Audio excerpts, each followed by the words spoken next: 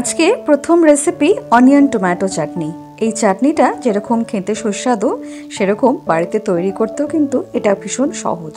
তাই চলুন এই রেসিপিটা আপনাদের সাথে শেয়ার করে নিই। এটা আপনারা ইডলি, উপমা এবং যে কোনো ব্রেকফাস্ট বা মিল বা লাঞ্চ বা ডিনার সাথে ইজিলি এটা খেতে পারেন। এখানে একটা প্যানে আমি নিয়ে নিয়েছি তেল। এখান থেকে 2 to 3 টেবিল স্পুন তেল নিয়েছি। নিয়ে নিলাম একটু উড়ার ডাল, এটা 1 টেবিল স্পুন উড়ার ডাল, হাফ টিস্পুন এখানে আছে কালো সর্ষে ব্ল্যাক মাস্টার্ড। এরপরে এখানে আমি দিয়ে দিলাম হাফ টেবিল স্পুন গোটা জিরে, এখানে দিয়ে দিলাম একটা শুকনো লঙ্কা এবং কিছু কারি পাতা। কারি পাতাটা অ্যাড করাতে এই চাটনিটাতে কিন্তু একটা অসাধারণ টেস্ট আসে। দিয়ে দিলাম 10 থেকে 12টা রসুন এবং 1 ইঞ্চি আদা একটু রাফলি চপ করে। এরপর এখানে অ্যাড করছি একটা বড় সাইজের পেঁয়াজ। এরপর এখানে অ্যাড করছি 3টে বড় সাইজের টমেটো রাফলি চপ করে। মনে রাখতে হবে যদি একটা পেঁয়াজ হয় তাহলে যেন 2 থেকে 3টে টমেটো হয়। অ্যাড করলাম কাঁচা লঙ্কা এবং নুন এবং চিনি। কাঁচা লঙ্কাটা নিজেদের টেস্ট অনুযায়ী অ্যাড করতে হবে। দিয়ে দিচ্ছি এখানে ট্যামারিন্ড পাল্প।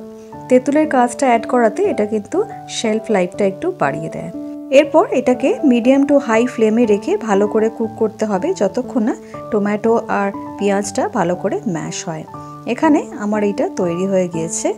এরপর গ্যাসটা আমি অফ করে দিয়ে এটাকে পাখার তলায় বেশ কিছুক্ষণ ঠান্ডা করে নিয়েছি। ঠান্ডা করার পরে এটাকে আমি ভালো করে মিহি করে পেস্ট করে নিয়েছি। এরপর এই পেস্টটার মধ্যে আমি অ্যাড করছি একটু টেম্পারিং, তেলের মধ্যে একটু উড়ার ডাল, সর্ষে আর শুকনো লঙ্কা দিয়ে আপনারা চাইলে অ্যাড করতে পারেন কারি পাতাও। এই অনিয়ন টমেটো চাটনিটা কিন্তু খেতে ভীষণ ভালো লাগে এবং যে কোনো মিলের সাথে এটা কিন্তু আপনারা এনজয় করতে পারেন। আমার নতুন বন্ধু পুরনো বন্ধু সকলকেই জানাই পূজার পর্বতে স্বাগত। চলুন দেখে নিই আজকে সেকেন্ড চাটনিটা। এখানে আমি ধুয়ে নিচ্ছি পুদিনা পাতাটা আমি প্রায় 1 আটির মতো নিয়েছি। এরপর আমি ধুয়ে নিচ্ছি ভালো করে ধনিয়া পাতা। এখানে একটা মিক্সার জারে সমস্ত কিছু দিয়ে দেওয়ার পালা। অ্যাড করে দিচ্ছি পুদিনা,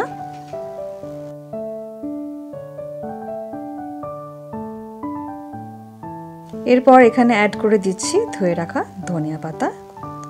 এই ধনিয়া পাতাটা আমি একটু কুচিয়ে নিয়েছি। এখানে অ্যাড করে দিচ্ছি 1/4 কাপ মতো সোকড বাদাম। এই বাদামটা আমি সকালেই ভিজিয়ে রেখেছিলাম। অ্যাড করে দিলাম রসুন, আদা এবং হাফ কাপ কার্ড, একটু রক সল্ট, একটু চিনি আর কাঁচা লঙ্কা। এখানে রক সল্টটা আর এমনি নুনটা দুটোই অ্যাড করতে হবে পরিমাণ মতন, এবং চিনিটা অ্যাড করলে টেস্টটা সত্যিই ভালো আসে। এই যে আমি এখানে পেস্টটা তৈরি করে নিয়েছি। দেখুন পেস্টটা কিন্তু একটু যেন থিক হয়। যদি মনে হয় খুব বেশি থিক হয়ে গিয়েছে আপনারা অল্প একটু জল অ্যাড করতে পারেন। এরপর এখানে ভেজে নিচ্ছি একটু গোটা জিরে। এই গোটা জিরেটা অনেকেই পেস্টটা তৈরি করার সময় দেয়, তবে এখানে আমি লাস্টে দেব যাতে এইটার ফ্লেভারটা আরও বেশি করে এনহ্যান্স হয়। এই ভাজা জিরেটা একবার তৈরি করে স্টোর করে রাখলে কিন্তু অনেক খাবারই আমরা ইউজ করতে পারি। এখানে আমি ইউজ করছি আমাদের প্রিপেয়ার করা এই চাটনিটাতে। বন্ধুরা আশা করি তোমাদের এই ভিডিওটা ভালো লাগছে। যদি ভালো লেগে থাকে তাহলে লাইক আর শেয়ার করতে কিন্তু ভুলো না। আর যদি প্রথম হয়ে থাকো আমার ভিডিওটা দেখার সময় তাহলে সাবস্ক্রাইব না করে কিন্তু চলে যেও না। তোমাদের একটা সাবস্ক্রাইব কিন্তু আমাকে অনেকটা মোটিভেট করে নতুন নতুন ভিডিও তোমাদের জন্য তৈরি করতে। এই গ্রিন চাটনিটা কিন্তু রুটি, পরোটা বা রাইসের সাথে সাইড ডিশে কিন্তু ভীষণ ভালো লাগে খেতে। তোরা আমার অন্যান্য ভিডিওস এনজয় করে নেওয়ার জন্য আমার চ্যানেল পেজ পূজার পর্ব তোমরা ভিজিট করে নিতে পারো। সেখানে পেয়ে যাবে fun, spiritual and cooking videos and daily shorts. এই গ্রিন চাটনি দিয়ে তৈরি করা যাক একটা নতুন স্যান্ডউইচ রেসিপি। এখানে আমি পাউরুটিগুলো সাইডগুলো একটু কেটে নিচ্ছি, তোমরা চাইলে সাইডগুলো রেখেও দিতে পারো। এরপর এখানে দুটো সাইডেই লাইটলি আমরা বাটারটাকে ব্রাশ করে নিচ্ছি।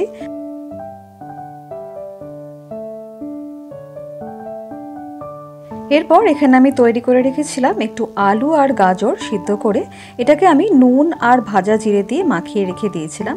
যেহেতু এটা আমার বাচ্চা মেয়ে খাবে, সেই জন্যে আমি এটাকে বেশি মশলা অ্যাড করিনি। আপনারা চাইলে নিজেদের মতন একটু মশলা অ্যাড করতে পারেন।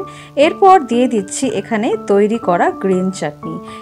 এই গ্রিন চাটনি দিয়ে এই স্যান্ডউইচ রেসিপিটা কিন্তু সত্যি অসাধারণ লাগে। এটা স্ন্যাকেই হোক বা মর্নিং ব্রেকফাস্টে ভীষণ ভালো লাগবে খেতে। এখানে দিয়ে দিচ্ছি homemade mayonnaise. Homemade mayonnaise recipe আমার শর্টসে রয়েছে, সেটার লিঙ্ক আমি ডেসক্রিপশনে দিয়ে দেব।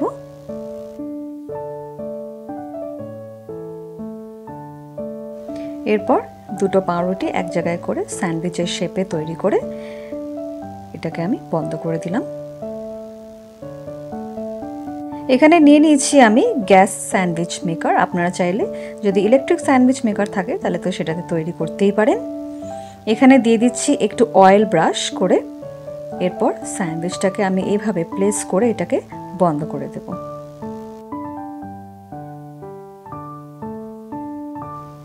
এই স্যান্ডউইচ মেকারটাকে গ্যাসে বসিয়ে এটাকে কিন্তু লো টু মিডিয়াম ফ্লেমে রেখে দুটো পিঠই ভালো করে সেঁকে নিতে হবে।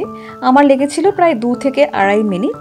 এরপর দেখা যাক আমাদের স্যান্ডউইচটা কি সুন্দর একটা গোল্ডেন ব্রাউন কালার এসেছে। দেখুন, এখানে গ্রিন চাটনি স্যান্ডউইচ আমাদের তৈরি। আশা করি তোমাদের এই ভিডিওটা ভালো লেগেছে। আর যদি হেল্পফুল মনে হয় তাহলে লাইক, শেয়ার আর সাবস্ক্রাইব করতে কিন্তু ভুলো না। থ্যাঙ্কস ফর ওয়াচিং পূজার পর্ব।